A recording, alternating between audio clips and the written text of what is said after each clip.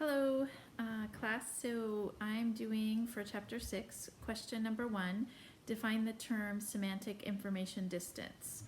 So that is what the book describes on page 215, that it's a phrase that means the superior and subordinate don't see things like job duties and organizational issues from the same perspective.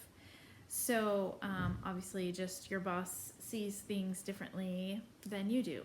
And my example of this is so at one of the offices that I go to, there are it's a community center. So our office is inside a community center, and with COVID, the community center has been closed. So we still are working in there, but the doors are locked to the outside. So because I don't work there often, I have to get in, I have to knock on my coworker's window for her to open the door. And for me, it's really awkward and stressful, and I feel like I'm interrupting her, and I don't like to do it. And I was discussing the issue with my boss, who it turns out also has to do that to get into the office.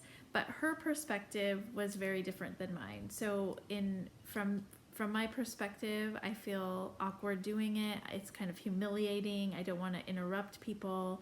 But her perspective is just, this is part of getting into the building and they need to open the door for me. And she wasn't annoyed or anything, but just kind of seeing it very differently. And I felt like, well, she doesn't really think it's a big deal, even though to me it is. But anyway, she didn't really get where I was coming from. So the next one is number 3, communicating with your boss. So our book talks about different ways to do that. So there's the approach of ingratiation, which tends to be insincere and what we would think of as kind of brown nosing. That's on page 218 that it talks about it. And then they give the option of advocacy, where you learn what your boss likes and needs, and you frame your requests and your communications with those preferences in mind. I feel like there's a subtle difference there. I think the idea is just that you're kind of communicating in a way that your boss gets it. So like if you know your boss has these goals and these plans, then everything that you're bringing to the table is through that lens. So, but yet still, being sensitive to what your boss wants and needs. Okay, so then chapter 7, I have question 2. What roles am I most likely to assume in a professional work group, as well as school or home? And for all, it's a support role. So I like to be the helper and just kind of supporting people in their kind of passions or real strong skill set. But if I had to choose from, on page 271 it lists explorer, artist, judge, and warrior. I would probably be the warrior, where I'm helping develop and carry out the plan. So just kind of seeing what needs to be done. You guys came up with this plan.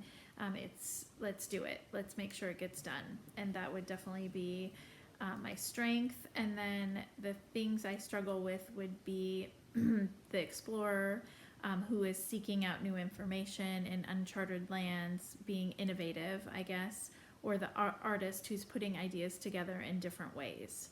I kind of strive to be those things, but they don't come naturally to me. And then question number 3 for chapter 7 is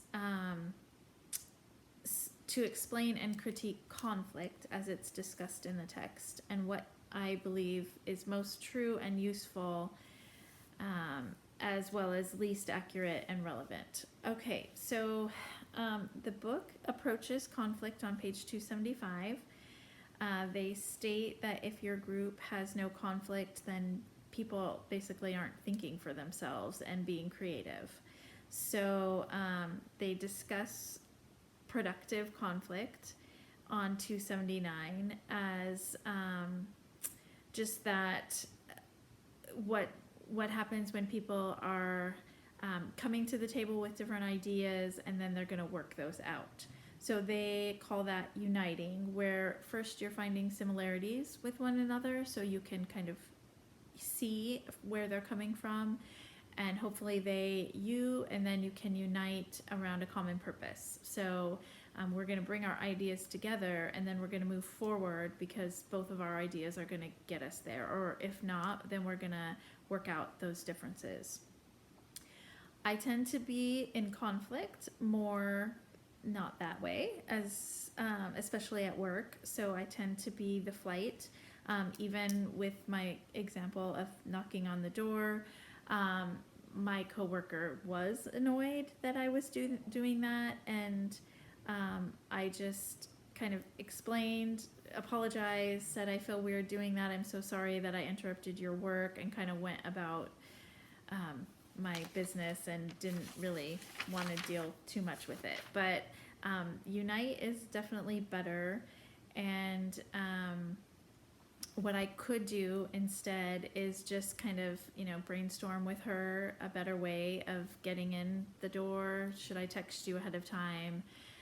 Should I, email that I'm coming, and then I don't have to be like knocking on your window, interrupting you. So that's what I have.